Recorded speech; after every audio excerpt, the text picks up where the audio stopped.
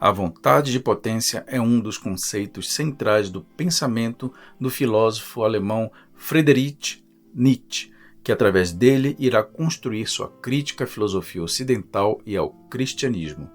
No entanto, para entender a vontade de potência, é necessário entender antes o seu conceito oposto, a vontade de verdade. Sou Alfredo Carneiro, professor de filosofia e editor do site netmundi.org. Esse áudio é baseado no post Vontade de Verdade e Vontade de Potência na Filosofia de Friedrich Nietzsche. Vamos prosseguir. Segundo Nietzsche, a vontade de verdade é aquela que se manifesta na filosofia a partir de Platão como desprezo pelo mundo, fazendo o homem voltar-se para um suposto além-mundo, o mundo das ideias perfeitas, conforme surge na Alegoria da Caverna, um dos maiores símbolos do pensamento platônico. O filósofo afirma que isso criou uma suposta valorização espiritual que afasta o homem da realidade, tornando-o fraco e manipulável, pois barra o fluxo de vontades e desejos individuais. Conforme Nietzsche argumenta, os primeiros filósofos buscavam a unidade da natureza, criando um pensamento cheio de símbolos e mitos que unia razão, vida e realidade. Tudo isso trazia sentido para a vida, se ligando às experiências únicas de cada indivíduo.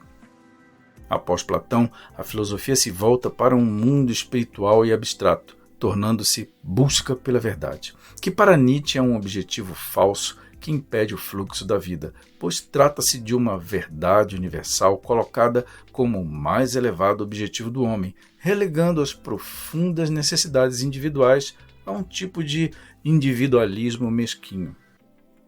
A partir de então, o Ocidente foi tomado por uma vontade de verdade que atenta contra a vida, pois os valores difundidos, frutos dessa única verdade ou único caminho, seriam, para Nietzsche, uma doença que enfraquece os homens, gerando personalidades sem vontade forte, inspiração ou criatividade. Assim, a vontade de verdade é uma mentira, um caminho errado tomado pela filosofia, que influenciou todo o resto: arte, cultura, religião e política.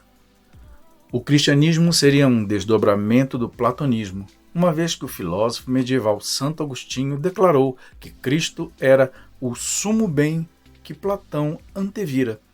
Desde seu estabelecimento na Europa, o cristianismo é herdeiro desse filósofo grego e sua concepção de verdade única. É também o início dos ataques morais contra os espíritos livres, que são as pessoas que não seguem a moral de rebanho. Uma vez que a vontade de verdade tenha sido entendida, podemos prosseguir para a vontade de potência. A vontade de potência, segundo Nietzsche, é o impulso mais fundamental do ser. Não se trata apenas do desejo de viver, mas de viver plenamente. É uma vontade que se volta para este mundo, para o fluxo de imagens fortes e individuais que nos liga à vida, que nos dá força e objetivo. Exemplo de vivências poderosas podem ser nossas experiências infantis, a emoção do filho no colo, aquele trem de brinquedo do qual lembramos ao ver um trem de verdade. São nossas experiências intensas e emocionantes, boas ou não, que direcionam nossas ações. Nietzsche afirma que todo ser deseja aumentar o seu poder de ação e não saber a verdade, que é um objetivo que afasta a autenticidade, pois almeja respostas universais. As coisas que fazem nascer a força da vontade são diferentes em cada um, se ligam às vivências e características individuais. A vontade de potência significa, principalmente, se voltar para esta vida que cria identidade e nos direciona com coragem para o futuro, ainda que trágico e finito, e não para a vida eterna ou verdade universal, que no fundo carregariam sempre, nas palavras de Nietzsche, uma moral de escravo. A vida daquele que tem vontade de potência é trágica, pois é elevada e chegará ao fim. Já a vida daquele que tem vontade de verdade, ou seja, vontade fraca, é dramática, pois sofre por coisas mesquinhas e por vigilância moral. Colocar diante de todos uma única verdade é nivelar os homens por baixo, deixando de lado a diferença que traz inúmeras possibilidades criativas. Sobre isso, Nietzsche afirmou que, abre aspas, os homens não são iguais. Nosso desejo é possuir nada em comum. Fecha aspas.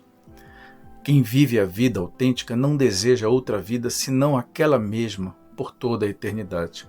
Essa ideia é base do conceito nietzschiano de eterno devir, inspirado em Heráclito, em que o filósofo alemão nos pergunta, abre aspas, a vida que vivemos é a vida que gostaríamos de viver por toda a eternidade? Fecha aspas. Caso a resposta seja negativa, devemos buscar aquilo que nos traz vontade de potência. Desta forma, seria razoável supor que, se alguém perguntasse a Nietzsche qual o sentido da vida, talvez ele respondesse que isso não importa, pois o que importa mesmo é o sentido que damos à nossa própria vida, sendo essa a única tarefa filosófica realmente importante. Na obra Assim Falava Zaratustra, Nietzsche recomenda prestar atenção às imagens, que são as lembranças, imaginações e inspirações, como uma bússola que orienta nossas ações. Sobre isso, vejamos o que ele diz. Abre aspas. Meus irmãos, prestai atenção em qualquer um dos momentos em que vosso espírito quer falar em imagens. Ali está a fonte de vossa virtude. É então que vosso corpo se eleva e ressuscita. Com sua alegria arrebata o espírito para que se torne aquele que cria, que avalia e que ama, o benfeitor de todas as coisas. Fecha aspas. Essas imagens correspondem aos impulsos fundamentais que se ligam à vida autêntica.